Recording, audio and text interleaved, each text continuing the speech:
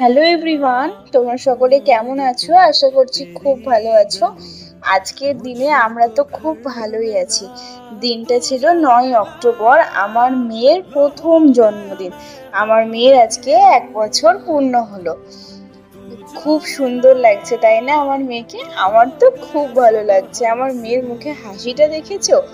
আর এখানে হচ্ছে দুপুরবেলার আয়োজন। দুপুরবেলায় আমার মেয়েকে সমস্ত খাবার দাবার সুন্দর করে সাজিয়ে দিয়ে উঠেছি আমি। তো এখানে সমস্ত রান্না আমার দিদা করেছিল, খুব মন দিয়ে সুন্দর করে আশীর্বাদ করে। এখানে দেখো আমার মেয়েকে আমার বর আশীর্বাদ করছিল, এক এক করে সবাই আশীর্বাদ করছিল। আমার মা বলেছিল যে তোরা ওর মা বাবা, তোরা আগে আশীর্বাদ কর। তাই এখানে আশীর্বাদ করছিল। আমার মেয়ে কি খুশি হচ্ছিল, তোমরা দেখেছিলে তো? যাই হোক, ভিডিওটা একটু দেরি হয়ে গেল আপলোড করতে, কারণ পুজো ছিল, এর কারণে। তো এক এক করে সবাই এখানে আশীর্বাদ করেছো, তারপর আমার বাবা আশীর্বাদ করেছে, তারপরে সবাই আশীর্বাদ করেছে। আর এখানে বাপি আশীর্বাদ করে আমার মেয়েকে একটা সোনার আংটি দিয়েছিল, বাট সেটা আমার মেয়ের হাতে এখন হবে না, একটু বড়, তো আমি এখন পরবো।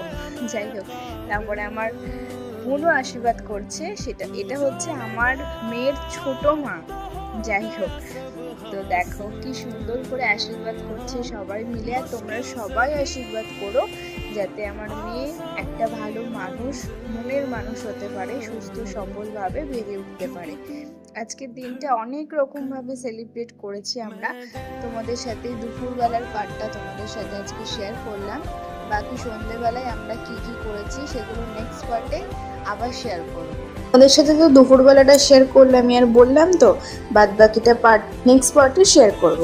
তো দুপুরবেলায় ঘরোয়া পদে যেই রকম রান্না করে দেওয়ার হয় মেয়েকে সেইগুলোই করে দিয়েছিলাম। আর আমার ইচ্ছা ছিল আমার মেয়েকে মাটির থালায় খুব সুন্দর করে রং করে সাজিয়ে দেওয়ার, কিন্তু সময়ের অভাবে আঁকাটা হয়নি, কিন্তু রং করে সাজিয়ে দিয়েছি।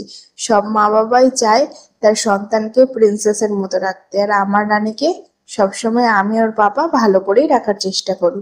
তোমাদের সাথে আবার দেখা হচ্ছে নেক্সট পার্টে।